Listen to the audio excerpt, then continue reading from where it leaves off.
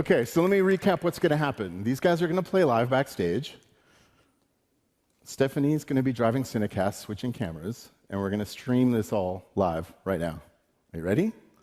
I mean, I'm ready. It's not my tech. What could go wrong? Let's do this.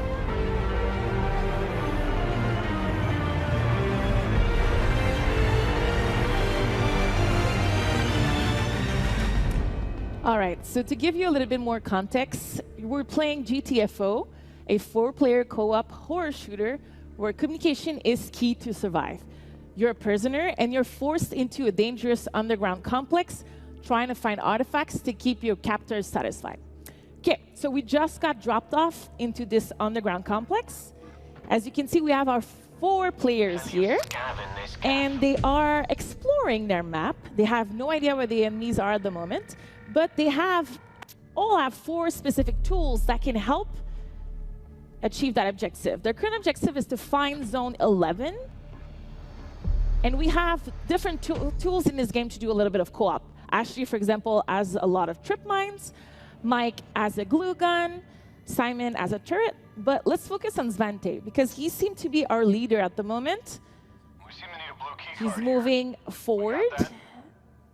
Okay, so Svante just found a code, and he's giving it to Simon. Okay, so this just happened. It allows us to see the next objective. They use a co-op mechanic to enter the next objective, which is here on the map. So Svante just used his mapping device. It allows us to see in the next room if there is enemies.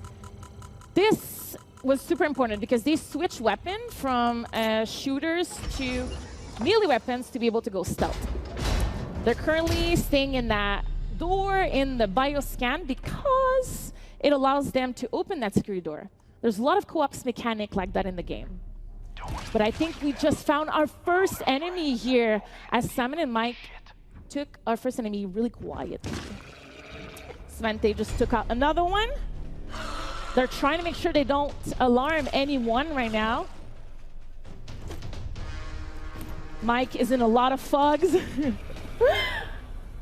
Simon and Ashley were able to finish the last enemy. Okay, so this room was relatively easy. Svante is scanning one more time the next room. That's all the blue stuff, as you can see. Oh, we have a scout, guys. Okay, this is the most dangerous enemy in GTFO. If you don't kill it right away, it's actually going to call out for a bunch of enemies, and they were not able to kill it. Okay, guys, this is going to become super hectic. Every player needs to use their tools really efficiently. You can see Ashley is currently putting down some trip mines, as Simon also seems to be putting his turret. We have our first strip mine that exploded. Mike used a glue gun to slow down the enemy. Seems to me like they're in control. Our 4 players are fighting forward. A lot of enemies have been called. This was from their mistake because they left the scout call the alarm. We have 2 players that go down simultaneously at the same time. Can't even speak anymore. Ashley moves forward. She should go back and revive her teammate. Ashley, don't go down.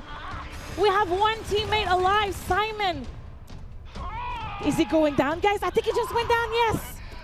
The mission has been failed, guys.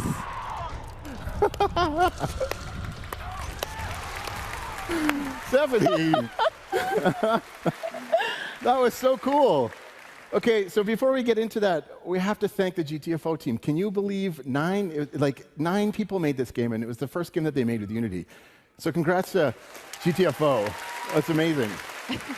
Okay, Stephanie, what was happening? Okay, so Cinecast allowed me to direct this story all by myself. It was like having a film production crew inside the game working for me to get the best shots. I went fully automatic a couple of times, but I was always also able to focus on specific shots that I wanted. Right, and it's taken us years to get this technology together to answer the question, like, how do you film something when you don't know what's going to happen next? So let me explain and show you a little bit of the guts of how it works. So this is a gray box scene that we have, and these 4 very finely dressed men run around the level like idiots. And the red cameras, there's 2 layers in the world. So there's ones that are on the wall, and then there's these ones that follow the players around. And the blue lines are raycasts. So each camera is checking to see who it can see. And if a camera can see something, then it's valid. So if you look at the left of the screen, you can see the cameras, the visibility coming on and off. And then when a camera is visible, we move it to the right side, and this is where we do a shot evaluation, and we give a score, like how good is this shot for this given time. And then when it gets really interesting is up top. This is the story manager, and this is what's interesting, like is a person doing something interesting, is something in the level interesting? And what Cinecast does is it picks the best camera transition to fulfill what the most interesting thing is happening in the game. You get to configure all this, but this is how we set this up. So when we move to GTFO, look at this example here. And can you believe we had 800 cameras going at once? And we Java-fied all the raycasts, so we didn't even feel the price of that. So it's going to switch over to GTFO. Now here's the door. Cameras are cutting automatically. But as soon as it opens, we see more enemies, so that's more interesting. So we cut to a wider shot to get all that stuff in. And all of these edits are happening dynamically. That's a little foreshadowing of the player because he's a high-importance player, so we cut to him so we can see him ahead of time. So, and like, let's remind ourselves, right? This is what esports looks like right now. It's great, but the cameras can get a little erratic, and isn't it nice to have some other points of view? So that's why we built this thing. So Steph, show us how you drive it. All right. It was really simple. I was able to pick a close-up, like this on Simon, a wide shot. I was able to do the cuts whenever I wanted, and I was able to go fully automatic with my hands up. Do a telephoto shot. Telephoto shot. Do a wide shot. Wide shot. Telephoto shot. Telephoto shot. Wide shot. Wide shot. Faster, faster. Do the roaming guy. So something else that we do here, and this is a magical part about it, is we delay everything to Cinecast by 3 seconds, but we don't delay it to Cinemachine. And what that means is the cameras can see into the future by 3 seconds, so they can cut and show things just before they happen. That's right. I didn't have to predict or chase the action. I picked the subject and the type of shot I wanted, and Cinecast figured out the best camera for me. Yeah, and that delay is a huge part of getting shots. Good quality shots, but check out this other bit of tech. So we partnered with the French Institute for Research in Computer Science and Automation, also known as INRIA, these smart cats. They're world leaders in cinematography AI, and what they built for us is the director line system. So you know in movies there's like the 180-degree rule or the director line rule, and once you set up a scene, you can't cut across it, otherwise it's super confusing for the audience. Right. Or in one shot, the player is running on the left, and on the other shot, he's running on the right. Yeah, it's disorienting. So we fixed that, and we have that in there. So like, this is cinematography 101, and it's not just the director line. We check for jump cuts, we preserve heading, and we check for screen space continuity of subject on screen size. So it's like Cinecast went to film school. All right. So this is all cool stuff, but let's talk about how we can use this technology, because that's what I'm excited about. So say you're on a dev team, and you've got to make cutscenes, or game trailers. Well, this gives you a huge head start. And if you're doing replays, you may know how hard replays are, right? Because the user has control. We don't know what's going to happen next. So Cinecast is designed to handle these kinds of problems. And for esports, I don't know if you know, guys, but gaming is so big, it has surpassed the movie industry in revenues and the sports industry in viewership. Which is crazy. It is crazy. And Cinecast allows dev team to have a spectator mode right from the start. It's actually something that I didn't even think was possible before meeting your team. In esports again, Battle Royale modes are super popular, and I think Cinecast can be a game changer for it. So many teams are trying to get into this space, and a spectator camera and a Battle Royale mode is super hard to understand. Yep. When you have 128 players playing at the same time on the same server, you can miss a lot of the action, and it can be really confusing and chaotic. Yep. Well, Cinecast opens that door to fixing that exact problem. It's mind-blowing. And we know what you saw wasn't perfect, but it's game on. And we're building this stuff, and we're not done, and we want to work with you. So if you're interested in this, let's connect. Let's make something great. Thank you. Thank you, guys.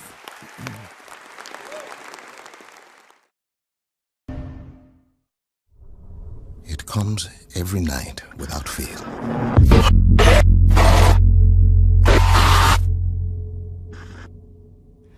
There are different people every time. Let's get this done quickly. Get whatever the warden want and get home. But I recognize them somehow. What the hell is this place? They're screaming at me. I don't hear them, but I know they're screaming.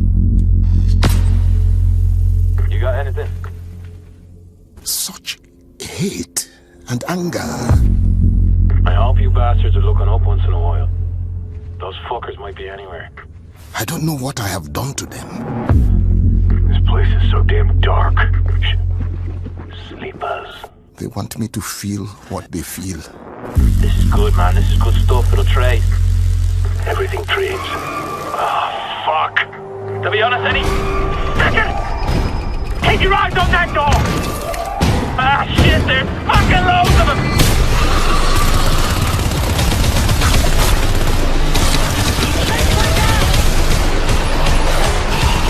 Fuck up!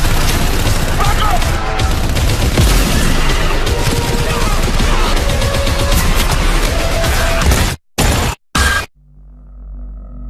Then I wake up. I'm not sweating or screaming. I'm perfectly calm. I just open my eyes and I'm awake. And it's not a nightmare. It's just part of me, who I am. I don't fight it. I just live around it. What the hell?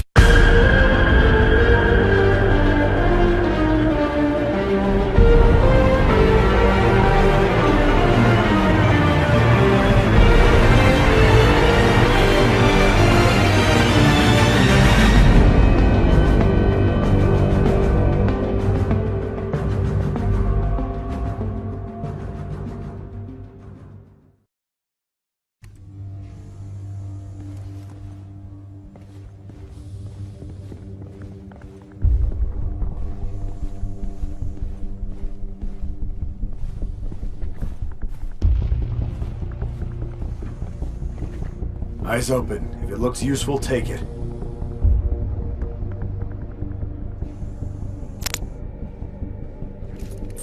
Here we go.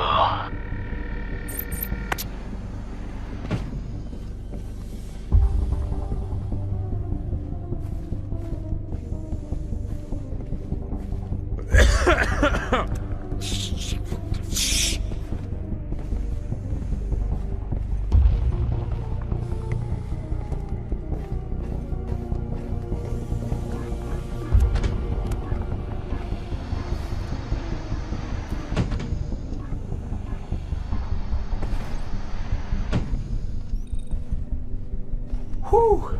Big fucker.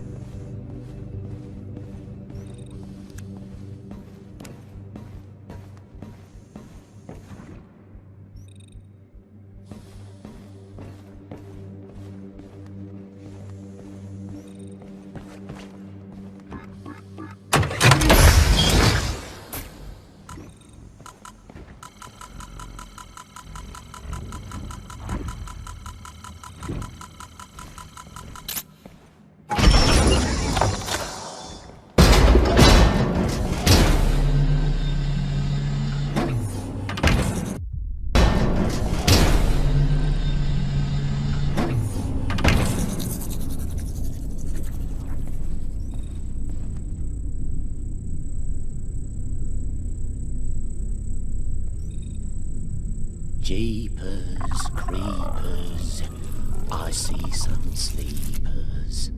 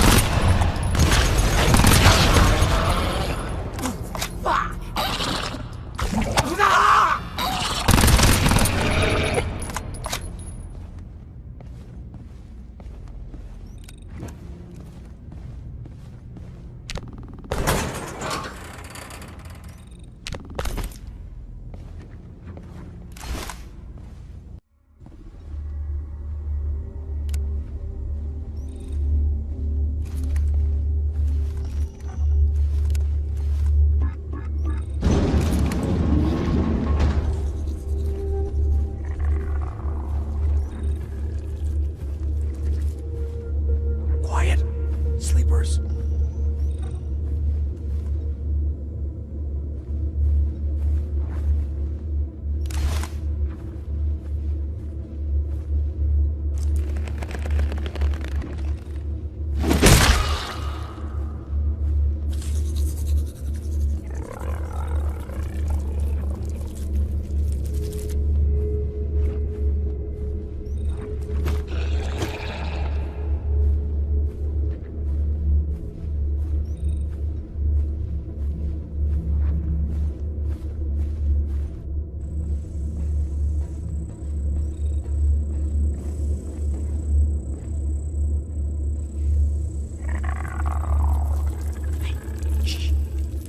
Watch the feelers. Don't touch 'em.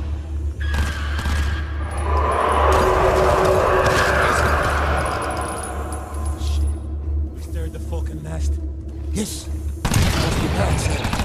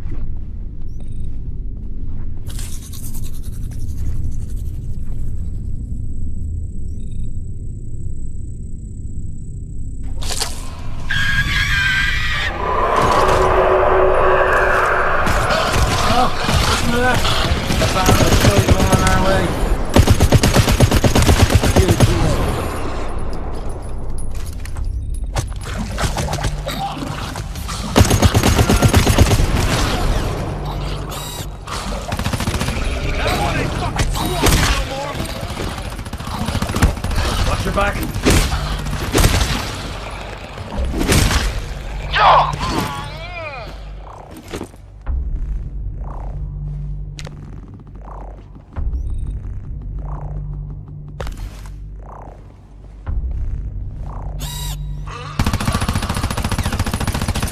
Balls. I'm low.